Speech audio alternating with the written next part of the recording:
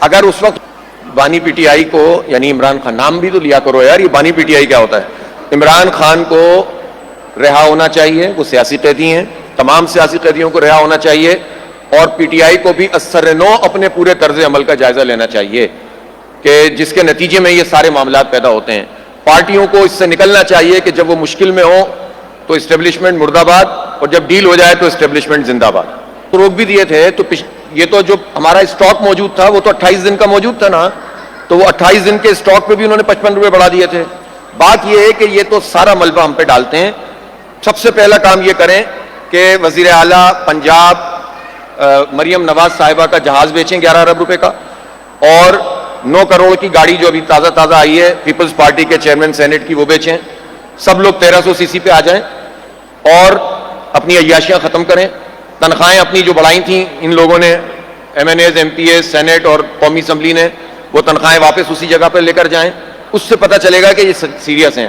اب انہوں نے جو پیٹرول کی قیمت بڑھائی ہے اس میں 20 روپے لیوی کے بڑھا دیے ہیں، تو آپ یہ بتائیے کہ 120 روپے 1 لیٹر پر ایک غریب آدمی دیتا ہے روزانہ، اگر 1 لیٹر استعمال کرتا ہے۔ کوئی بچہ یونیورسٹی جاتا ہے، کالج جاتا ہے، 1 لیٹر استعمال کم از کم کرتا ہے۔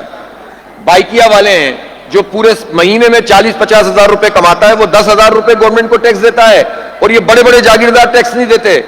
آئی پی پیز کے حرام کے پیسے کھا رہے ہیں کیپیسٹی پیمنٹ کے نام پر، یہ حرام کے پیسے ہمارے کھا رہے ہیں، اور ہمارے بچوں کے اوپر جو ہے وہ بوجھ ڈال رہے ہیں۔ یہ نہیں چل سکتا نظام۔ اس کا مطلب کیا ہے؟ اس کا مطلب یہ ہے کہ دین اس وقت تک دین نہیں ہے، مکمل نہیں ہے، جب تک دین کو قوت حاصل نہ ہو، قوت نافذہ حاصل نہ ہو۔ قوت نافذہ کا کیا مطلب ہے؟ کہ ہم جو فیصلہ کریں اس فیصلے پر عمل درآمد کرنے کی طاقت بھی رکھتے ہوں، اور وہ حکومت اور ریاست سے آتی ہے، بعض اوقات صرف حکومت سے بھی نہیں آتی، حکومت تو فارم 47 والی بھی ہوتی ہے۔ تو آپ کے خیال میں ملک کے فیصلے شہباز شریف کرتے ہیں؟ کون کرتا ہے؟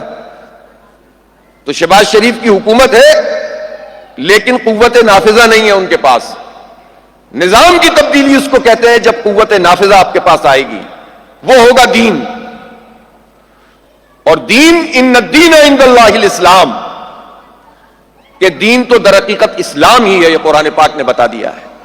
تو پورا نظام زندگی اس میں آئے گا، سیاست بھی، معیشت بھی، تجارت بھی، قانون بھی، عدالت بھی، تعلیم بھی، صحت کی سہولت بھی، انصاف بھی، ذاتی زندگی بھی، خاندانی زندگی بھی، سماج میں کیا رویے ہوں گے، اس کا پورا سسٹم اسے دین کہتے ہیں۔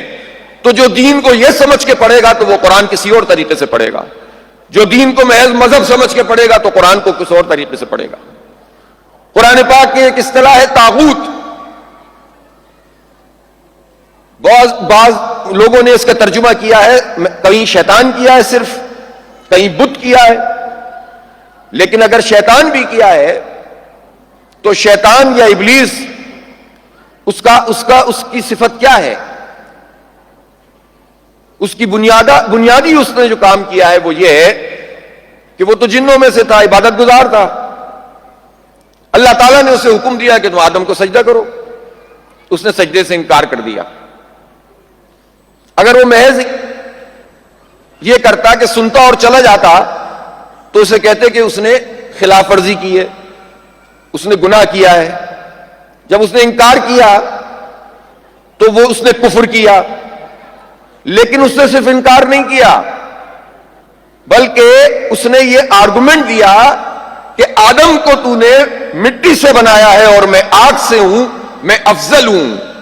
کبر اس کے اندر پیدا ہو گیا، اپنے آپ کو بڑا کہنے لگا، بندگی کی حدود کو پھلانگ گیا، اس لیے راندہ درگاہ ہو گیا۔ اور پھر ایک چیلنج کی صورت میں اس نے کہا کہ میں تیرے بندوں کو بہکاؤں گا، مجھے بس مہلت دے دے۔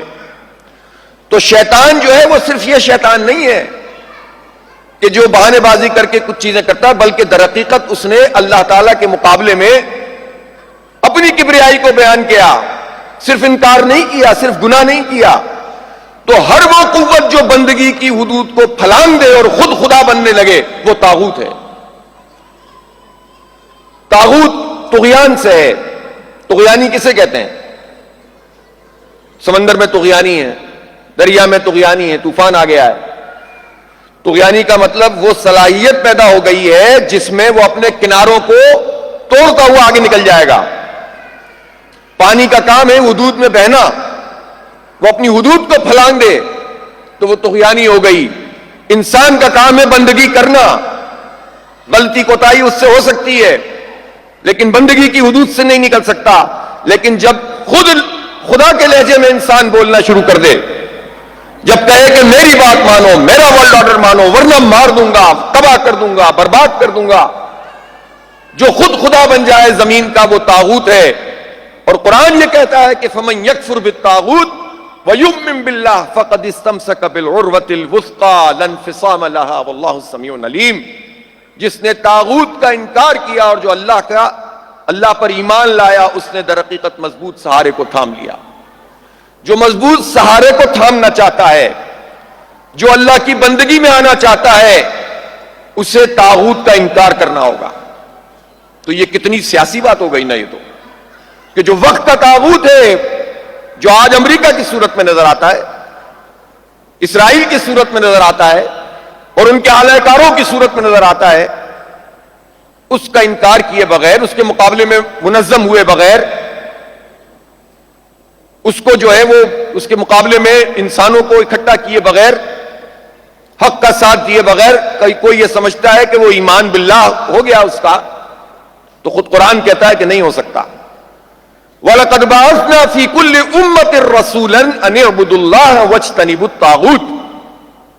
ہم نے سارے پیغمبروں کو بھیجا ہی در حقیقت اس لیے ہے کہ وہ اللہ کی بندگی اختیار کریں اور طاغوت کا انکار کریں۔ تو پھر ہمیں طاغوت کا بھی پتہ ہونا چاہیے اور اللہ کی بندگی یعنی عبد اور عبادت کا بھی پتہ ہونا چاہیے۔ تو میں عرض یہ کر رہا ہوں کہ یہ عبادات یا یہ جو اصطلاحات ہیں، ان کو سمجھے بغیر اگر قرآن کو محض ثواب کی کتاب سمجھ کے آپ پڑھیں گے اور پڑھائیں گے تو زندگیاں ہو سکتا ہے محدود طریقے سے بدل جائیں، لیکن معاشرہ نہیں بدلے گا، نظام نہیں بدلے گا اور دین کا صحیح مقصد حاصل نہیں ہو سکے گا۔ اس لیے خود بھی پڑھیں، اپنے علم کو بھی وسیع کریں اور عملاً اس پوری تحریک کے ساتھ جڑ کر اس کام کو کریں، ورنہ آئسولیشن میں تو بہت سارے لوگ یہ کام کر رہے ہیں اور بعض اوقات یہ دینی طبقات بہت اچھا کام کرتے ہیں اور کہیں طاغوت کے اعلی کار بن جاتے ہیں، ڈائریکٹلی یا انڈائریکٹلی پتہ بھی نہیں چلتا بعض لوگوں کو، اور وہ خلوص میں ان کا ساتھ دے رہے ہوتے ہیں۔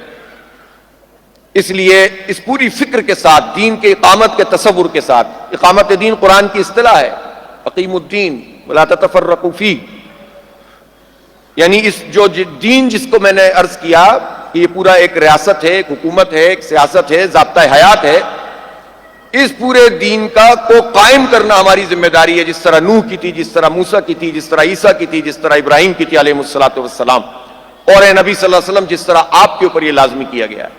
یہ قرآن نے کہا ہے، سورہ شورى میں ہے۔ تو اقامت دین کے تصور کے ساتھ جڑنا ہے۔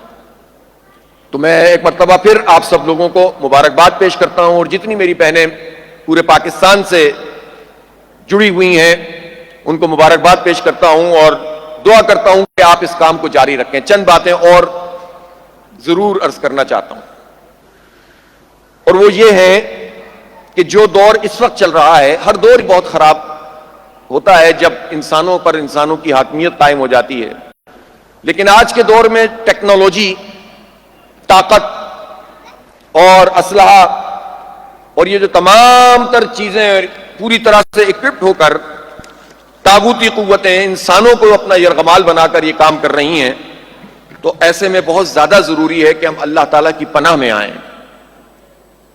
اور اللہ تعالیٰ سے اپنے تعلق کو خاص طور پر جوڑیں۔ بعض اوقات دین کا کام کرتے کرتے بھی عادی ہو جاتے ہیں ہم، اور وہ جو ہمارا تزکیہ نفس ہے، تربیت کا معاملہ ہے، وہ کمزور پڑ جاتا ہے۔